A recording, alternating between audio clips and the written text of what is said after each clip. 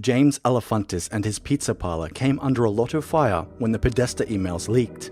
He was suspected of being involved in a child sex trafficking operation run by some of the most powerful people in Washington, D.C. And perhaps there is a reason to believe that he might be involved. Here are 5 suspicious facts about James Alefantis.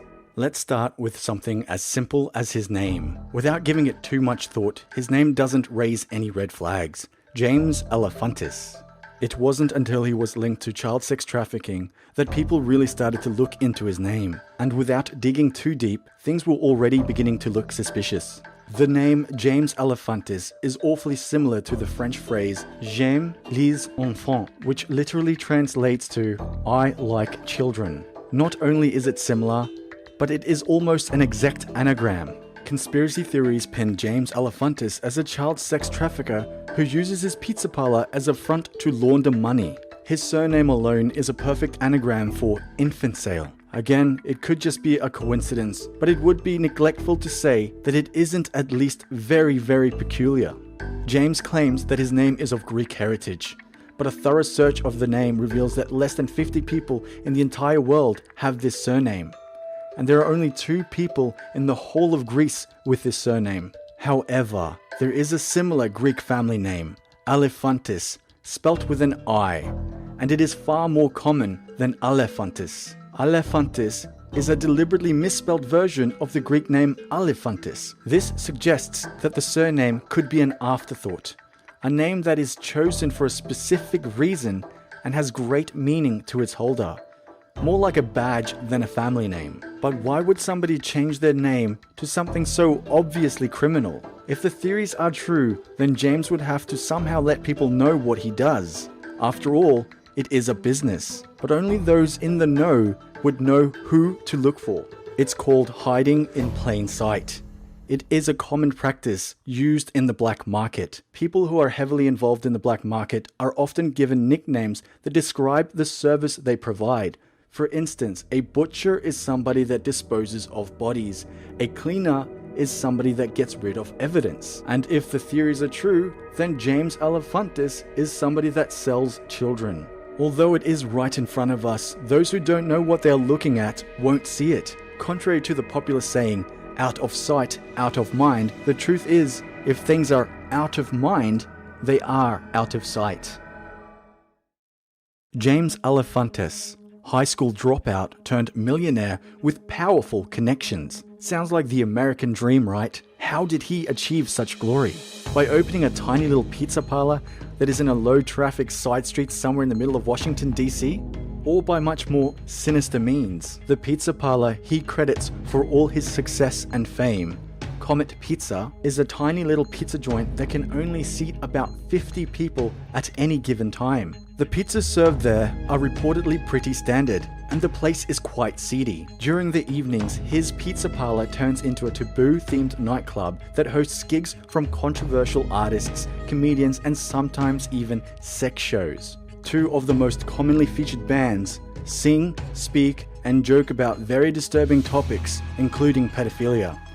One of these bands is Majestic Apes. They are considered to be a band that pushes the limits of artistic expression. Their shows are definitely not safe for all ages. Despite this, all events that take place at Comet Pizza are for all ages. Comet Pizza is also a popular hangout for the gay and lesbian community. And since Comet Pizza is also a fully functioning bar that has no age restrictions, from time to time you will see intoxicated, promiscuous adults dancing with little children.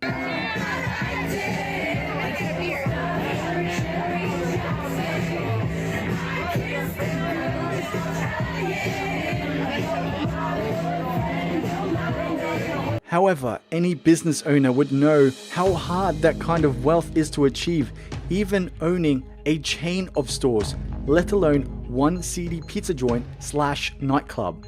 But Comet Pizza is doing surprisingly well and can afford to be selective of which customers they serve. Is it really crazy to assume that his pizza joint is a front for money laundering? Definitely not. I would go as far to say that it is logical to draw that conclusion. How the hell can a high school dropout who runs a mediocre pizza joint, be listed as one of the most powerful men in all of Washington, D.C. So powerful that he has the entire high command of the Democratic National Committee on his speed dial. So powerful that he has CNN doing damage control for him. Is it maybe because if he gets exposed, then all his friends get exposed too? Is he maybe doing dirty work for other powerful people? This high school dropout also has other projects he is working on, but he is very secretive about them. For one, he owns an art gallery which has access to the Arts in Embassy program. The Arts in Embassy program allows well-connected and powerful people like the Clinton family and the Podesta brothers to ship art from country to country without being stopped for inspection by customs. This also includes living art, which is very loosely defined and could be animals or humans. Why is James Alefantis a part of the Arts in Embassy program? Isn't he just some pizza chef that was fortunate enough to strike luck and live the American dream by creating his mediocre pizza joint? But that's not all. James Alefantis, this humble pizza chef, is also a movie producer. His latest so-called masterpiece is Chapel Perilous, or CP for short. It is a poorly written, directed and acted movie that won an award at the Sundance Film Festival. In a nutshell, the movie is about how we should embrace the evil that we all have inside us. The lead actor performs some ritual on a guy called Levi, which of course is just an anagram for the word evil. And at the end of the ritual, Levi grows horns, which makes him resemble the Greek god Pan. As I discussed in my video about Peter Pan, Pan is the horned Greek god of carnal sin. He's a representation of man's animalistic and bestial side. The symbol of Pan is used as a celebration of sexual liberation and taboo fetishism. This includes pedophilia. Different manifestations of Pan can be found throughout many cultures and religions, but today he's more commonly known as Baphomet or Moloch. Baphomet is also used, albeit incorrectly, to depict modern-day Satanism, but the message represented by Baphomet is similar to that of Lucifer, and that is to rebel against the strict rules and morals of mankind. Baphomet is also sometimes represented by a crescent moon above a star, a symbol James Alefantis uses in his Comet Pizza sign. In the movie, after Levi transforms to Pan, the movie cuts to a young half-naked girl in a dark chamber. I don't think the message could be any clearer. I wonder why James Alefantis showed such interest in this movie. Why is he one of the producers? Believe it or not, indie productions are often used for money laundering. And if the theories are true, then James Alefantis is sitting on a wealth of illegal money which he needs to launder through certain channels. But his most sinister project of all is his unlisted museum. He is so secretive about this museum that he has threatened to kill people for just investigating. But more on that later. Just to recap, let's take a look at some of James Alefantis' projects. Comet Pizza, Comet Ping Pong, Chapel Perilous. There seems to be an ongoing theme. A man that owns an art gallery and a museum surely must be an art lover. And James Alefantis, indeed, is an avid lover of art. However, his taste in art is quite controversial. James Alefantis' favorite artists are known for painting extremely disturbing and graphic pictures of child abuse and even sacrifice. Before the whistle was blown on the Pizzagate theory, Comet Pizza had some very disturbing paintings up on its walls. Paintings of adults holding the severed heads of naked children. Shortly after the leak of the Podesta emails, James Alefantis took down these paintings. Why would James Alefantis support such sick artists? And why would he feature such disgusting work in his pizza parlor? It is also interesting to note that other members of the Arts in Embassy program, specifically John and Tony Podesta, I know many of extremely interested in this kind of art. Art that depicts the abuse of little children. Who in their right mind would buy such filth? Who thinks that the abuse and destruction of innocent children is entertainment? John and Tony Podesta and James Alefantis do, and they are all close friends. Isn't this already extremely suspicious? Is it wrong to assume that James Alefantis is somehow very interested and maybe even involved in these kind of activities? James Alefantis strongly teases that he indeed does love children and that he works in child trafficking on his Instagram page. Before the Podesta email leaks, his Instagram was open to the public, and what people could see on his profile was shocking. His profile picture is the statue of Antinous. Antinous is the ancient Greek poster boy for pederasty. Pederasty is the act of sexual relations between a male adult and a male child. In Greece, pederasty was considered a part of the culture of elite societies. It was considered a coming-of-age tradition where socialite men would pick young, lower-class boys which they would mentor, but the boys would have to completely surrender as sexual slaves to these men. By using Antinous as his profile picture, James Alefantis is clearly showing that he stands with adult and children sexual relations. And considering that James is a homosexual, Antinous is clearly the symbol he would choose to show his support. After all, James Alefantis is one of the social elite. There is also a picture of Pan posted on his Instagram with no context, but there is one comment on that picture left by somebody saying how Pan reminds them of James Alefantis. So the Greek god of pedophilia reminds people of James Alefantis. It gets even darker. There is a picture of an infant sucking on a wad of cash, a picture of a baby doll with a price tag, and a description saying that the real thing is a lot cheaper.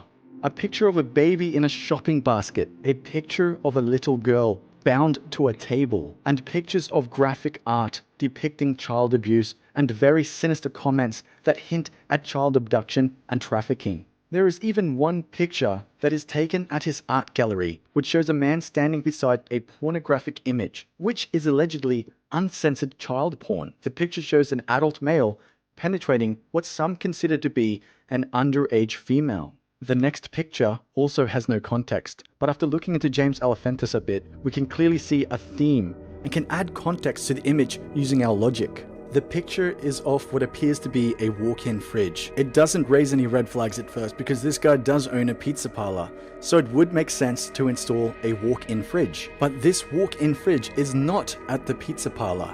It is at another location, and a comment posted by one of James Alefantis' friends says, #killroom. What the hell? Am I right? With everything we know, we'd be crazy not to investigate. And one person actually did. He found out where this kill room is, and it nearly cost him his life. James Alefantis owns a museum, but he does not want us to talk about this museum, or even know that it exists.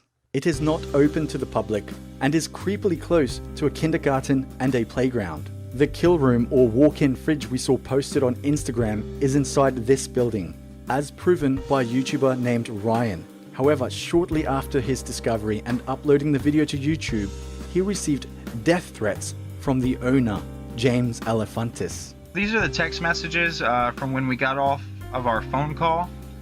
When we left the phone call, I had told him that I was going to delete the video, and the first thing he texted me back was just the Pegasus shit.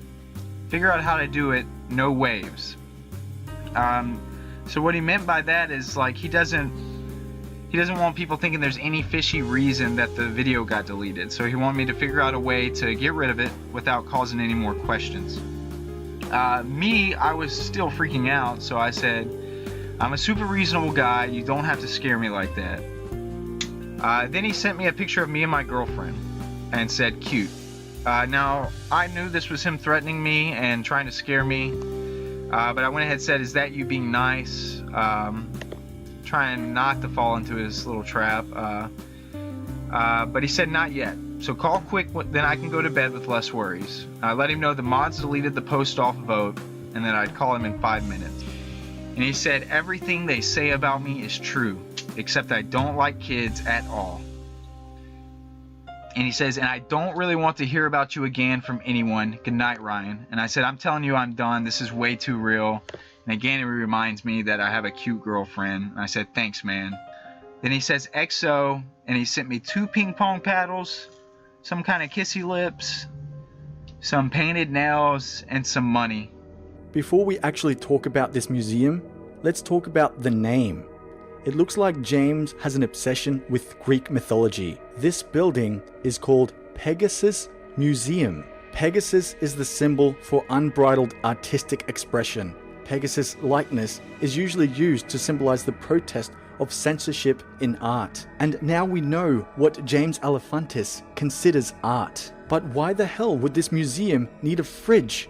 And why is it closed to the general public? What kind of art is this museum storing? If it has cold rooms and walk-in fridges, it must be perishable art. James Alefantis is a member of the Arts and Embassy program, a program that allows him to import and export living art and bypass international customs. This museum is also built on top of an abandoned DC catacombs. Alefantis' properties, Comet Ping Pong, Transformer, and Pegasus museums perfectly align with newly discovered tunnels.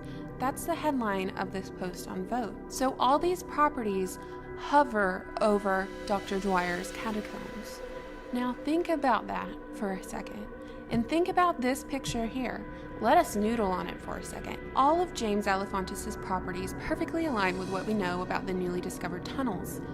This user even punched in Pegasus Museum, and it was a perfect match to the locations of Dr. Dwyer's tunnels. The underground catacombs stretch all the way from the museum owned by Alefantis down to his pizza parlor. If enough work was done to the catacombs, it could be used for underground trafficking. Pictures from inside the museum show that James Alefantis is laying massive pipes that lead from the walk-in fridge, or what his friends call the kill room. Again, this could mean nothing, but the way that James Alefantis reacted when the location of this museum was discovered raises massive red flags. James Alefantis threatened to kill the guy's mother and girlfriend if he did not delete the video and stop talking about his museum. He even tried to intimidate the boy by admitting that everything he heard about him is true. This kind of extreme reaction to someone simply finding a location to a museum you allegedly own, I believe, is proof that he is hiding something he doesn't want seen. Is James Alefantis involved in child sex trafficking? Either way, I can't say. Although, taking everything that we know into consideration, it is extremely hard not to suspect it. His taste in art, his obsession with a perverse side of Greek mythology, his questionable and secretive business choices, and his reputation as one of the 50 most powerful people in Washington, D.C. for being just a fucking pizza boy. So, James Alefantis, if you are watching this, can you honestly blame people for suspecting that you're involved in child sex trafficking? I would love to offer you the chance to come on here and explain this to everyone. But I just don't see how you can, because how the fuck can half of this shit be explained? I'm Mr. Gunk. Thank you for listening. Goodbye.